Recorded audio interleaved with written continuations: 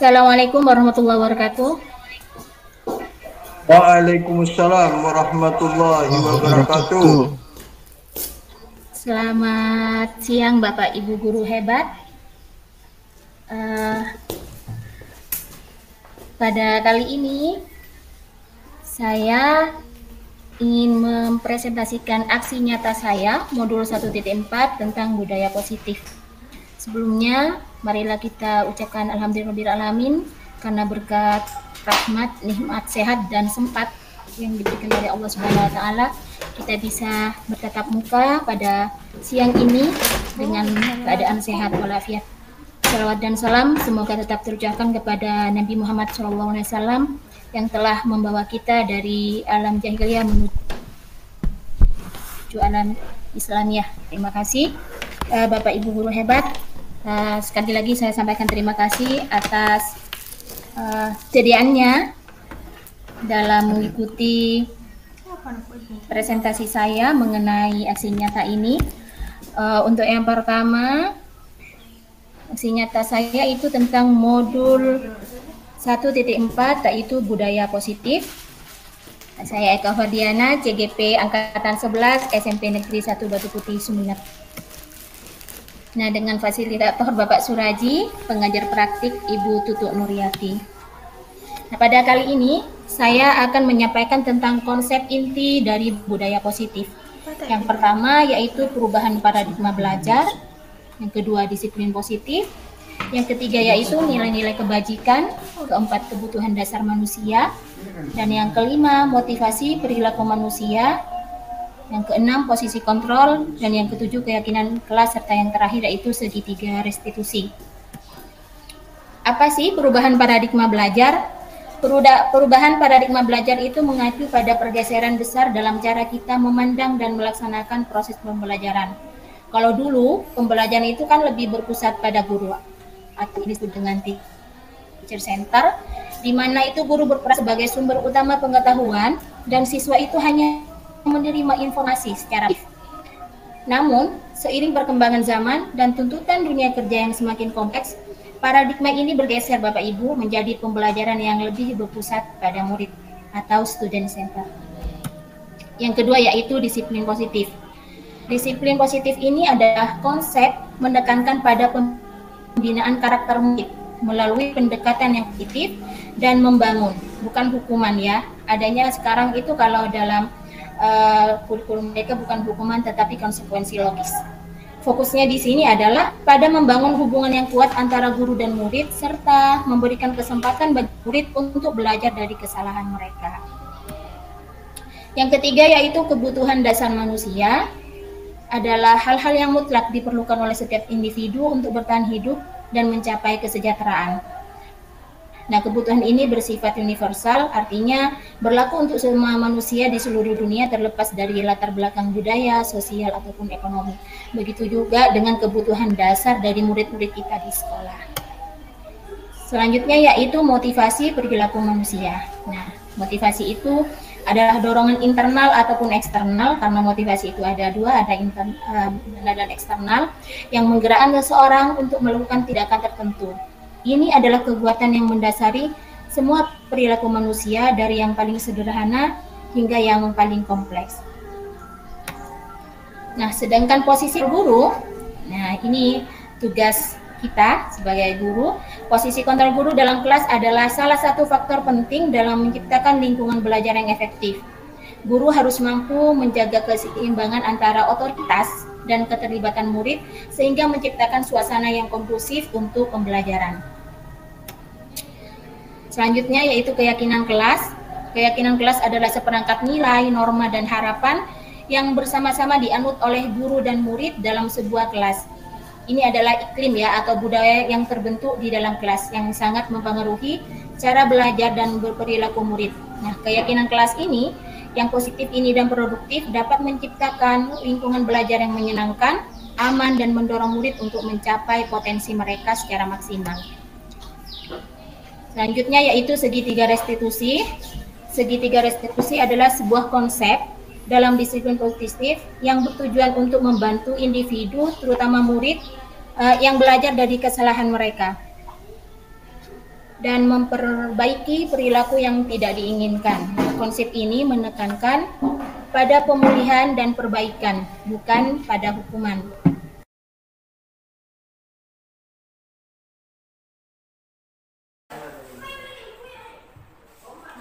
Tadi Ibu dengar dari ketua kelas kamu, katanya kamu bisa sebentar ya sama dia. Iya, kemudian saya mencontek pekerjaan saya untuk KPR tugas publikasi contek. Oh, itu ya wajar lah ya, kamu marah dan kesal. Jika Ibu ada di posisi kamu, pasti Ibu juga seperti itu. Kira-kira apa yang kamu lakukan kepada Dina tadi? Saya marah-marah Bu, tapi saya sadari saya mengontek Mejanya Dina. Begitu ya, wajar ya kamu kesal seperti itu. Apa alasannya kamu sampai mengebrak mejanya Dina? Dina selalu mengontek, tapi dia tidak mau berusaha. Jadi Ibu sangat menghargai tindakan kamu, tapi ada yang tidak boleh ya, Mai. Jika perlakuan kamu itu lebih dari itu, sampai misalnya sampai memukul, itu tidak boleh. Menurut kamu, keyakinan kelas apa yang sudah kamu langgar? Tidak menghargai sesama teman. Bagus sekali, itu kamu sudah sadar. Tidak menghargai sesama teman. Menurut kamu, menghargai dan menghormati sesama teman penting nggak, Mai? Penting. Nah, jadi keyakinan apa yang harus kamu lakukan ketika kamu sedang marah? Menghargai sesama teman. Terus harus lebih sabar. Iya, terima kasih. Kamu bersedia memperbaiki masalah tadi? Berarti apa yang akan kamu lakukan? Harus lebih sabar lagi dalam masalah-masalah. Ya, terima kasih, Mai. Jadi sudah punya jalan keluarnya ya. Semangat ya, Mai. Ya, terima kasih. Assalamualaikum warahmatullahi wabarakatuh. Perkenalkan, nama saya Mai, kelas 7. Saya sangat senang dengan Bu Eka dan juga bisa diajak berdiskusi dengan Bu Eka dan bisa mengendalikan emosi atau amarah. Dan saya bisa bersabar dan menghormati teman-teman. Assalamualaikum warahmatullahi wabarakatuh. Aim, tadi Ibu dapat laporan dari guru Fieket, katanya kamu sering datang terlambat ya? Iya Bu. Berapa kali kamu sudah terlambatnya? Sudah 5 kali Bu. Oh, terlambat itu kesalahan bukan? Kesalahan Bu. Baik, manusiawi ya, suatu kesalahan. Setiap manusia pasti juga pernah melakukan kesalahan, tapi yang terpenting adalah bagaimana kamu belajar dari kesalahan itu. Setuju? Setuju Bu. Baik, Aim, mari kita cari solusinya bersama. Kalau kamu datang terlambat pasti punya alasan kan? Iya. Apa alasannya? Alasannya adalah saya datang terlambat karena saya sering begadang sambil main HP. Keyakinan kelas kita apa tidak? Tidak. Tidak. Menurut kamu, keyakinan kelas apa yang sudah kamu langgar? Disiplin Bu. Menurut kamu disiplin itu penting tidak? Penting Bu. Bagus sekali. Sudah paham ya? Penting karena kalau disiplin itu datang tepat waktu itu sangat menghargai waktu. Bagus betul. Menghargai waktu itu penting. Terus sangat bermanfaat untuk kita. Jadi apa yang kamu rasakan sekarang? Penting Bu karena membuat saya datang ke sekolah tepat waktu dan bisa menghargai waktu. Iya. Jadi kamu sering datang terlambat ke sekolah? Menyesal apa tidak? Menyesal Bu. Sangat menyesal ya. Ya nak, sangat baik jika kamu sudah merasa menyesal. Apa yang akan kamu lakukan? Saya akan tidur lebih cepat dan tidak begadang lagi agar tidak datang terlambat Bu. Berarti mau tidur lebih Awal. Bagus, baik nak. Sekarang kamu sudah menemukan solusinya ya. Dan ibu akan bekerja sama dengan ibu kamu di rumah, biar kamu nanti ketika sudah mau terlambat nih bangunnya, jadi ibu kamu bisa membantu di rumah. Bagaimana? Terima kasih Bu. Terima kasih juga Aim. Makasih ya, semangat ya. Warahmatullahi wabarakatuh. Nama saya Aim dari kelas 7. Terima kasih Ibu Guru. Saya senang sekali diajak diskusi dengan Bu Eka untuk menemukan solusi atas kesalahan yang telah saya lakukan. Saya tidak akan begadang lagi supaya tidak terlambat ke sekolah. Terima kasih Bu Eka. Nah, pada kali ini Bapak Ibu, saya lebih menekankan pada bagaimana kita membangun budaya positif di kelas untuk pembelajaran yang optimal seperti itu. Di sini ada gambar bagaimana aktifnya murid-murid kita dalam pembelajaran, ada yang mengacungkan tangan untuk bertanya. Terus ada guru juga yang aktif menjelaskan di depan. Nah, itu apa sih budaya positif kelas? Budaya positif adalah fondasi bagi pembelajaran yang efektif dan menyenangkan bagi murid kita. Nah, di sini ada gambar pohon. Ibaratnya di sini ya, catatan pentingnya adalah sebuah pohon dengan akar yang kuat itu menopang daun-daun. Nah, akar yang kuat ini diibaratkan budaya positif Bapak Ibu guru, sedangkan daun-daun yang ditopang oleh akar yang kuat itu adalah prestasi murid. Jadi budaya positif yang kuat akan menghasilkan prestasi-prestasi murid yang sangat maksimal seperti itu. Nah, poin penting dalam budaya positif itu adalah terciptanya suasana kelas yang aman, nyaman, dan inklusif. Kenapa harus ada kata aman, nyaman, dan inklusif? Karena ketika suasananya sudah nyaman, aman, maka udah kelas ataupun murid dan juga gurunya yang berada di dalam kelas itu akan merasa lebih semangat. Mereka akan lebih aktif lagi dalam mengikuti proses pembelajaran. Poin selanjutnya yaitu saling menghormati. Dengan adanya budaya positif, maka sikap saling menghormati, saling menghargai antar murid itu akan tercipta. Bukan saja antar murid, tetapi juga antara murid juga dan guru seperti itu. Ketika kita saling menghormati, maka kita juga akan saling menjaga perasaan satu sama lain, akan menjaga sikap yang akan kita berikan kepada teman kita, misalnya jika posisi kita itu sebagai murid. Selanjutnya adalah adanya rasa memiliki dan tanggung jawab bersama. Nah, ketika kita saling memiliki, adanya juga rasa tanggung jawab bersama, maka kita akan lebih berkomitmen untuk memberikan terbaik, hal-hal terbaik di dalam kelas kita atau dalam proses pembelajaran. Selanjutnya yaitu fokus pada kekuatan dan potensi setiap murid. Nah, di sini lagi, pada kali ini di poin terpenting juga dalam budaya positif yaitu fokus pada kekuatan dan potensi. Kenapa pada kekuatan dan potensi? Karena ketika siswa merasa lebih dihargai, ketika siswa melakukan suatu kebaikan, maka kita bisa memberikan reward. Rewardnya itu berupa pujian. Berarti kita kan fokus pada kekuatannya ya. Kalau misalnya ada murid kita yang melakukan kesalahan, apakah kita harus selalu mengatakan, kamu anak nakal? Tidak seperti itu Bapak Ibu. Ada bahasa-bahasa baik yang mungkin bisa kita sampaikan kepada murid. Juga kita bisa berkolaborasi dengan guru BK, ini yang untuk yang SMP ya, guru BK ataupun kesiswaan. Ada juga wali kelas seperti itu. Jadi kita lebih memfokuskan pada kekuatan dan potensi dari setiap murid. Karena pembelajaran berdiferensiasi itu adalah kita bagaimana lebih mengenal bakat dan minat murid tergantung dari individunya atau muridnya masing-masing. Nah, poin terpenting di sini adalah catatannya, budaya positif adalah lebih dari sekedar aturan.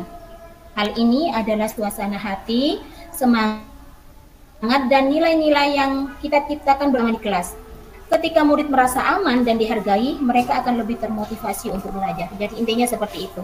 Ketika sudah kita menanamkan budaya positif, dan di sini juga di catatan budaya positif itu adalah lebih dari sekedar aturan, maka akan tercipta motivasi yang tinggi untuk belajar. Karena suasana hati, kenyamanan, saling menghargai itu sudah ada di dalamnya. Seperti itu.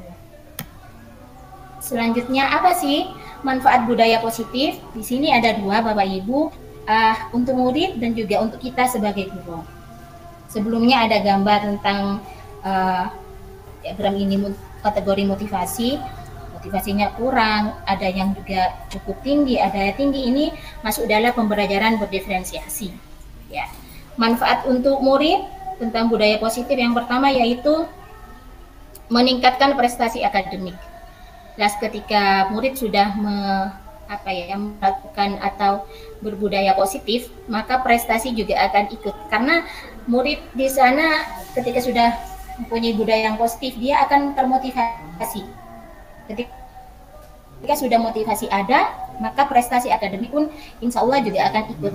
Tetapi hal ini juga harus didukung oleh faktor-faktor yang lain, seperti guru, lingkungan belajar, orang tua di rumah, dan juga lingkungan masyarakat seperti itu.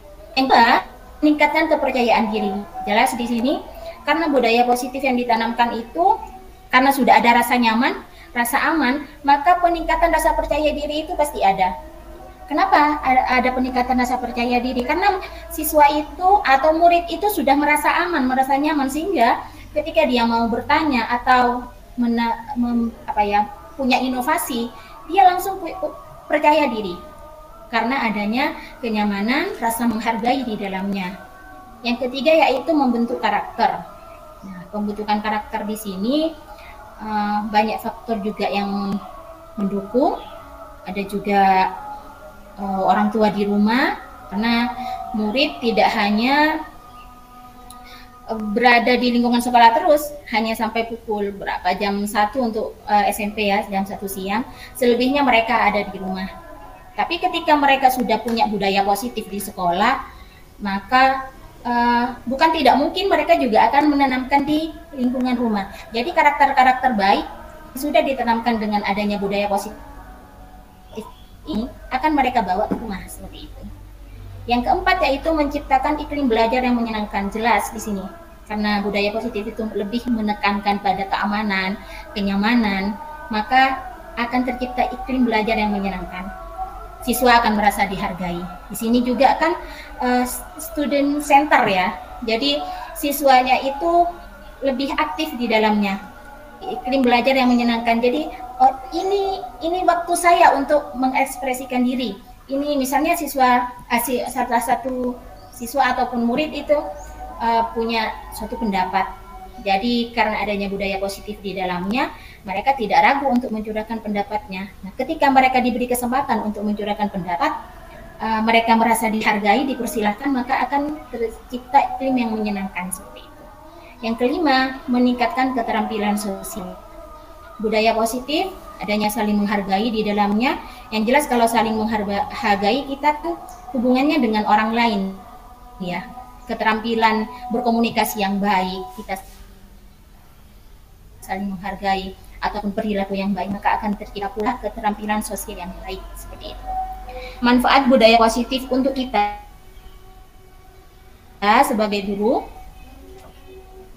yang pertama yaitu meningkatkan kepuasan kerja. Kenapa ada peningkatan kepuasan kerja? Karena di dalamnya sudah tertanam budaya positif. Semangat siswa sudah tinggi, rasa aman, rasa nyaman, saling menghargai juga ada di dalamnya, maka kepuasan kerja itu akan kita juga sebagai guru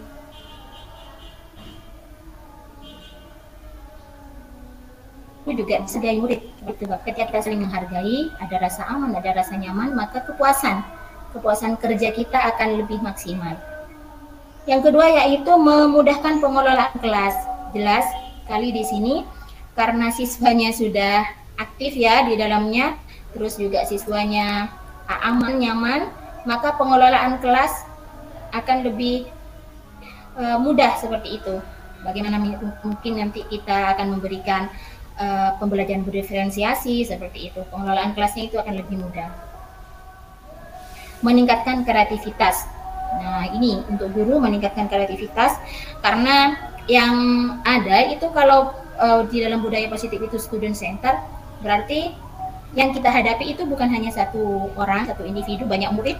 Jadi setiap individu atau setiap murid itu punya pemikiran yang berbeda-beda. Jadi si A berpendapat seperti ini, si B berpendapat seperti ini. Jadi kreativitas akan dari mereka seperti itu. Yang keempat, membangun hubungan yang kuat dengan siswa murid. Ini jelas.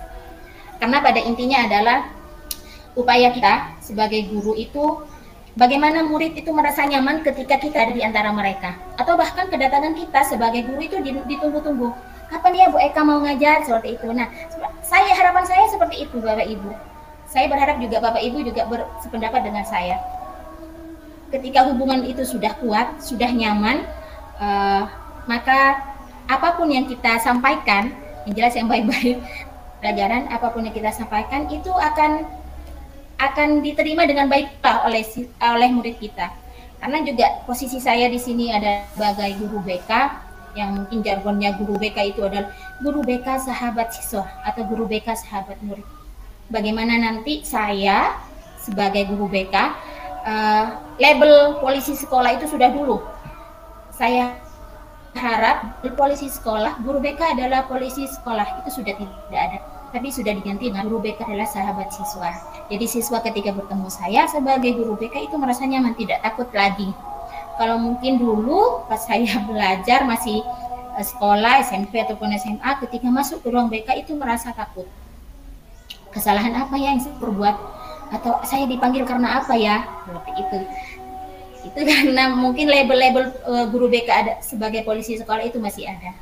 Tapi pada saat sekarang ketika kita bisa membangun hubungan yang baik atau yang kuat dengan murid-murid kita, maka karena harapan mereka atau kedatangan kita juga ditunggu, ketika kita sudah bertemu dengan mereka, mereka akan merasa nyaman, merasa senang seperti itu. Selanjutnya, intinya di sini, budaya positif tidak hanya membuat murid merasa lebih baik, tetapi juga berdampak positif bagi pada prestasi mereka. Ketika murid merasa terhubung dengan kelas dan materi pelajaran, mereka akan lebih bersemangat untuk belajar dan mencapai potensi terbaik mereka. Jadi intinya di sini, budaya positif itu tidak hanya atau dampaknya itu yang kita harapkan tidak hanya untuk saat ini ataupun besok, tetapi untuk selanjutnya Bapak Ibu, berdampak positif pada prestasi mereka. Ini akan lebih dampaknya akan untuk jangka panjang seperti itu, bukan hanya untuk hari ini. Jadi kita tanamkan budaya positif itu tidak hanya untuk pada pembelajaran pada saat itu, tapi untuk keesokan harinya ataupun pada kehidupan selanjutnya. Entah itu mereka di lingkungan masyarakat ataupun di lingkungan rumah nantinya. Strategi membangun budaya positif. Nah, yang pertama, strategi ini bangun hubungan yang positif dengan setiap murid. Jelas, sudah saya sampaikan tadi. Ciptakan lingkungan belajar yang inklusif, yang nyaman, yang aman, seperti itu. Libatkan murid dalam pembuatan aturan kelas. Nah ini, dalam aturan kelas beda ya dengan keyakinan kelas. Ini libatkan murid. Ketika murid sudah dilibatkan, mereka akan lebih bertanggung jawab pada keyakinan kelas yang telah dibuat atau aturan kelas. Jadi intinya dari murid, oleh murid, untuk murid, seperti itu. Aturan atau keyakinan kelas yang dibuat itu dari murid sendiri, oleh murid dan juga untuk murid. Ketika siswa dilibatkan, mereka akan lebih dihargai, mereka akan punya tanggung jawab. Oh ini kan keputusan saya, berarti saya harus melaksanakan dengan sebaik-baiknya. Saya yakin mereka akan berpikir seperti itu. Yang keempat di sini, berikan pujian dan pengakuan atas keberhasilan murid. Ini reward yang tadi juga yang saya jelaskan. Berikan pujian dan pengakuan pada keberhasilan mereka. Ini banyak ya, contohnya bukan hanya bentuk seperti hadiah-hadiah, misalnya buku, bolpen, tidak. Pujian saja, kamu baik sekali misalnya. Hari ini ada peningkatan bagus sekali, seperti itu. Itu merupakan pujian. Kalau saya sendiri dulu waktu jadi murid, ketika sudah mendapatkan pujian seperti itu, punya semangat tinggi. Besok kalau bisa aku harus lebih dari ini, seperti itu Bapak Ibu. Jadi butuh pengakuan atau pujian dari guru. Yang kelima, gunakan bahasa yang positif dan membangun. Bahasa yang positif dan membangun. Saya yakin kita sebagai guru juga bisa berkomunikasi secara baik. Karena ini penggunaan bahasa yang baik, yang positif dan juga membangun akan dicontoh oleh anak-anak didik kita. Karena pada saat sekarang marak sekali yang namanya bullying. Bullying itu bukan hanya kekerasan secara fisik, tapi bagaimana juga murid berbicara, mengutarakan atau mengejek-ngejek itu merupakan salah satu tanda-tanda dari bullying. Jadi komunikasi yang baik, penggunaan bahasa itu sangat diharapkan dan juga butuh contoh dari kita sebagai guru. Catatannya di sini adalah ada banyak cara untuk membangun budaya positif di kelas. Kuncinya adalah keteladanan. Kita harus menunjukkan kepada siswa kita atau murid kita bahwa kita peduli dengan mereka dan percaya pada kemampuan mereka. Nah, intinya keteladanan dimulai dari kita. Kita memberikan contoh yang baik. Kita bukan hanya kita misalnya menyampaikan kepada murid kita, jangan datang terlambat. Bukan jangan datang terlambat. Datanglah tepat waktu ke kelas, seperti itu. Itu kan merupakan budaya positif yang akan kita bangun ya. Tetapi kita sendiri sebagai guru 10 menit masih belum masuk kelas misalnya, 15 menit, 20 menit misalnya, dengan ya mungkin ada beberapa hal yang harus diselesaikan di ruang guru seperti itu. Nah, ini akan dilihat atau dinilai oleh murid kita. Berarti guru A ini tidak hanya memberikan budaya positif saja, tidak memberikan contoh secara atau keteladanan. Jadi butuh keteladanan dari kita dan juga butuh memulainya dari kita sebagai guru. Contoh penerapan budaya positif. Nah, ini contoh-contohnya. Mari kita lihat beberapa contoh konkret bagaimana kita dapat menerapkan budaya positif di kelas. Kegiatan-kegiatan ini mengaji sebelum ada ini pembacaan Yasin kalau di sekolah di SMPWN 1 pembacaan Yasin mengaji 15 menit sebelum pelajaran. Bagaimana ini ada siswa yang ingin bertanya, ini keaktifan di kelas ya. Jadi student centernya di sini sudah terbangun. Ini salah satu contoh dari penerapan budaya positif. Nah, mengatasi tantangan dalam membangun budaya positif. Yang jelas, setiap kegiatan atau setiap pemikiran kita pasti ada juga tantangan. Jadi, apa yang harus kita lakukan sebagai guru ketika kita menanamkan budaya positif di kelas? Sini. Tantangannya mungkin seperti perbedaan individu jelas di sini. Karena yang kita hadapi itu bukan hanya satu murid, lebih banyak murid dan jelas juga pemikiran mereka berbeda. Pendapat mereka itu mungkin merupakan salah satu tantangan bagi kita. Kita harus pintar-pintar nih sebagai guru agar siswa atau murid kita di kelas itu sepaham, begitu. Tidak ada perbedaan pendapat seperti itu. Yang kedua, tantangan yang kedua, perilaku siswa yang sulit.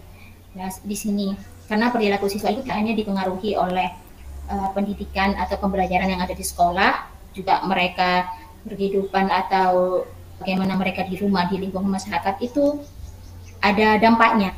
Jadi perilaku siswa yang sulit ini merupakan salah satu tantangan dalam penerapan budaya positif. Yang ketiga yaitu kurangnya dukungan dari orang tua. Ketika orang tua tidak memberikan perhatian ataupun tidak mendukung langkah kita dalam penerapan budaya positif, saya kira hasilnya tidak akan maksimal Bapak Ibu, karena anak lebih banyak ada di rumah dan juga pendidikan yang utama dan pertama itu memang dari keluarga. Jadi kita butuh dukungan dari orang tua. Kurangnya dukungan dari orang tua itu merupakan salah satu tantangan. Jadi nanti solusinya gimana? Mungkin kita membina hubungan baik dengan wali siswa atau orang tua. Banyak hal yang mungkin bisa kita lakukan. Ada pertemuan di awal tahun seperti itu. Mungkin ada grup WA antar wali murid, sama wali murid dan juga guru. Gitu. Yang keempat, kurangnya sumber daya, kemampuan dari setiap warga. Ini ada juga di sini ada muridnya, sumber daya dari murid, dari juga beberapa rekan guru, juga kadang ada kemungkinan karena setiap apa yang kita ingin terapkan itu pasti ada yang paham, yang setuju ataupun yang tidak. Ini merupakan tantangan. Yang kelima yaitu perubahan kebijakan sekolah. Jelas ketika kebijakan itu berubah, maka apa yang kita telah lakukan itu mungkin juga akan berubah. Ini perubahan kebijakan sekolah ini merupakan salah satu. Jadi solusinya gimana? Yang pertama yaitu komunikasi yang efektif. Jadi harus ada komunikasi yang efektif ya, dari kita sendiri. Ketika kita ingin menerapkan budaya positif, kita bisa menyampaikan kepada kepala sekolah terlebih dahulu, karena pemangku kebijakan tertinggi yang ada di sekolah itu adalah kepala sekolah. Kita bisa menyampaikan Bapak atau Ibu, Bapak Ibu kepala sekolah, saya ingin budaya positif seperti ini. Itu komunikasi yang efektif. Bukan hanya kepada kepala sekolah, tapi juga rekan sejawat sama guru, kepada guru BK, pada kesiswaan. Jadi ketika ada komunikasi yang efektif, maka tantangan antara perbedaan pendapat tadi itu tidak ada, karena sudah kita menyampaikan. Komunikasi yang efektif ini juga bisa kita lakukan kepada murid seperti itu. Nah, sudah saya jelaskan juga sebelumnya, harus konsisten nih, bukan hanya dilakukan pada saat sekarang ataupun keesokan harinya, tetapi konsisten, berkelanjutan. Jadi ketika berkelanjut, maka hasilnya itu lebih akan maksimal. Kalau dikerjakan pada saat sekarang, apa kabar untuk besok seperti itu. Jadi harus ada konsistensi, harus ada keteladanan yang baik juga dari kita sebagai guru. Ini solusi yang kedua. Yang ketiga, pengembangan diri. Ini bukan tugas kita. Bagaimana kita bisa mengembangkan diri kita secara profesional, mungkin kita bisa mengikuti beberapa webinar, seminar, atau pelatihan-pelatihan yang lainnya dapat menunjang inovasi kita, pengetahuan kita sebagai guru. Yang selanjutnya yaitu fokus pada solusi. Harus difokuskan nih pada solusinya. Jadi kita sudah punya tujuan. Tantangannya di sini, masalahnya di sini. Nah, fokuskan pada solusinya apa? Biar nanti tujuan dari pemecahan masalah tersebut atau solusinya itu akan lebih terarah gitu. Yang kelima, libatkan seluruh komunitas sekolah. Ini komunitas sekolah ada juga komunitas sekolah, ada komunitas belajar misalnya, ada juga warga-warga sekolah yang lain, ada kesiswaan. Ini dilibatkan semua Bapak Ibu. Jadi ketika kita melibatkan semua, maka dari penerapan budaya positif yang akan kita lakukan itu, seluruh warga sekolah saling memiliki, saling merasa dihargai, saling merasa dilibatkan. Ketika mereka merasa dihargai, dilibatkan, maka akan punya tanggung jawab. Seperti itu. Yang keenam, yang terakhir, yang jelas ini, evaluasi dan refleksi. Ini harus ada evaluasi. Kenapa evaluasi termasuk pada yang terakhir? Karena suatu kegiatan atau tindakan tidak ada evaluasi itu, kita tidak akan tahu kekurangan dan kelebihan ataupun langkah-langkah selanjutnya harus saya lakukan apa. Jadi harus ada evaluasi, ada refleksi juga. Nah, evaluasi dan refleksi itu bukan hanya dari diri kita, tapi juga dari murid. Kita bisa menanyakan mungkin kegiatan apa nanti Nina yang akan kita lakukan, atau kepada rekan sejawat, kekurangan dan kelebihan. Jadi intinya refleksi atau evaluasi dari teman-teman guru itu akan membangun semangat kita, akan membangun hal-hal kebaikan nantinya, karena ada evaluasi. Jadi kita punya apa ya, cara untuk kekurangan kita itu akan diapain seperti itu. Jadi kita punya refleksi dari teman guru, kita juga cari solusinya nanti. Atau mungkin kita juga bisa bertanya kepada teman kita atau ke rekan sejawat, hal baik apa saja yang harus saya lakukan lagi, seperti itu Bapak Ibu. Jadi harus ada evaluasi dan refleksi. Nah, kesimpulannya di sini, budaya positif itu adalah investasi jangka panjang. Bukan hanya untuk saat sekarang, untuk besok, tetapi jangka panjang. Karena budaya positif yang akan kita tanamkan itu, kita harapkan tidak hanya dilakukan di sekolah nantinya. Akan karakter-karakter baik yang kita tanamkan akan bawa ke rumah ketika mereka menjadi anak, ketika menjadi warga masyarakat, seperti itu. Investasinya jangka panjang. Yang kedua yaitu, dengan budaya positif, murid akan lebih bahagia, lebih berprestasi dan siap menghadapi masa depan, jelas. Karena budaya positif tadi ada kenyamanan, ada rasa aman, rasa menghargai, motivasi yang tinggi. Jadi prestasi dan juga rasa siap menghadapi masa depan itu akan ada. Yang ketiga yaitu mari bersama-sama menciptakan link belajar yang positif bagi murid kita. Kita punya komitmen sama-sama sebagai guru, mari sama-sama menciptakan lingkungan belajar yang positif bagi murid-murid kita. Jadi catatan pentingnya adalah budaya positif adalah kunci untuk menciptakan lingkungan belajar yang optimal. Mari kita terus belajar dan berinovasi untuk menciptakan kelas yang lebih baik bagi siswa kita.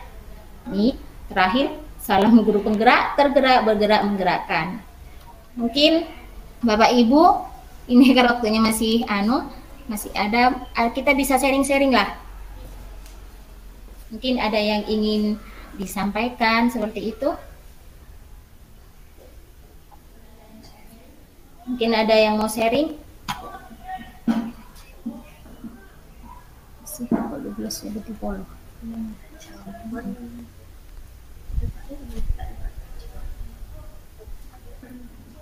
Boleh bisa rekaman ya. Sudah jalan. Mungkin Pak Muhlis. Ada Pak Muhlis. Ya. Bapak. Mungkin ada yang ingin disampaikan?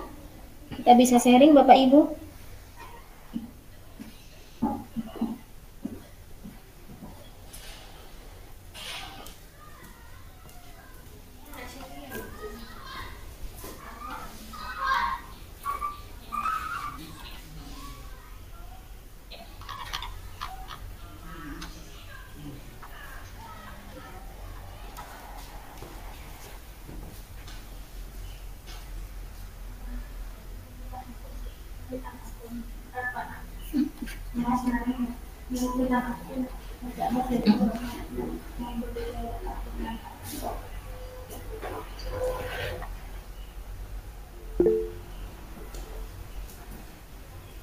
Ya, saya persilakan Pak Muhlis.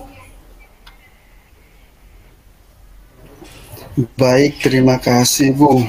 Materinya sudah sangat baik dan luar biasa bagi saya. Dari tadi saya menyimak begitu antusias sekali karena ini terkait dengan budaya positif yang ada di sekolah. Tentu dengan materi ini kami, khususnya saya, dapat mengimplementasikan hal-hal baru yang baru saya dapatkan dari materi ini untuk kepentingan dan kedisiplinan murid.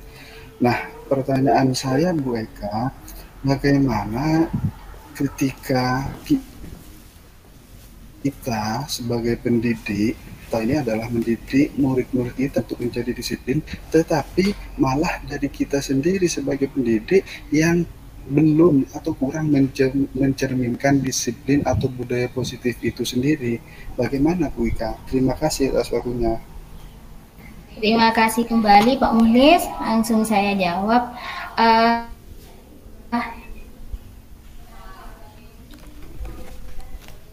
Kita sebagai guru yang jelas sudah sesuai dengan harus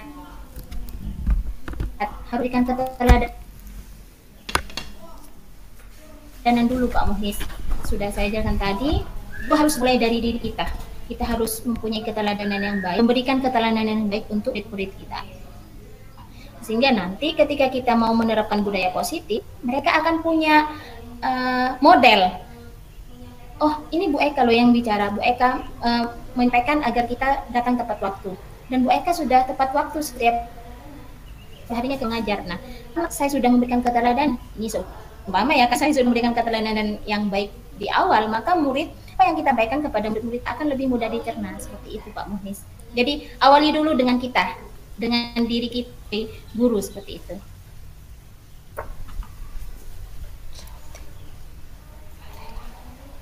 Bagaimana Pak Muhlis?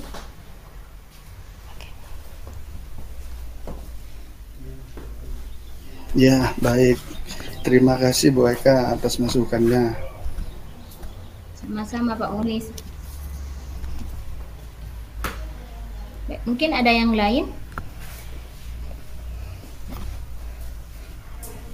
Atau gini dulu, tadi saya sudah membahas tentang aturan kelas dan juga keyakinan kelas. Kira-kira nih, menurut Bapak Ibu, aturan kelas, keyakinan kelas sama tidak? Ini seharusnya pertanyaan pemantik tadi ya di awal ya, karena yang akan kita bahas pada kali ini tentang budaya positif ini seharusnya sudah tadi saya sampaikan. Kira-kira nih menurut Bapak Ibu, aturan kelas dan keyakinan kelas sama tidak?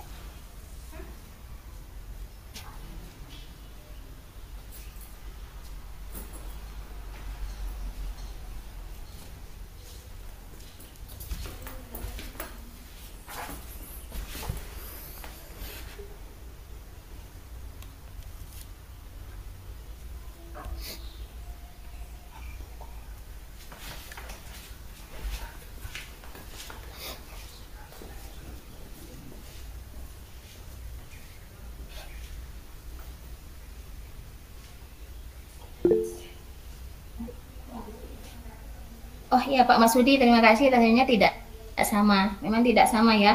Kalau keyakinan kelas itu lebih pada nanti materinya lebih pada hal positif, jadi datang tepat waktu, jaga kebersihan. Kalau mungkin aturan kelas jangan datang terlambat, itu perbedaannya. Terima kasih, benar sekali Pak Masudi. Mungkin sampai sini saja apa yang dapat saya sampaikan. Sekali lagi saya sampaikan terima kasih kepada Bapak Ibu guru hebat telah membersamai saya dalam penyampaian materi dan juga penyelesaian tugas saya pada kali ini di aksi nyata modul 1.4. Semoga kita selalu disehatkan, dilancarkan rezekinya. Alhamdulillahirrahmanirrahim. Saya akhiri. Wassalamualaikum warahmatullahi wabarakatuh.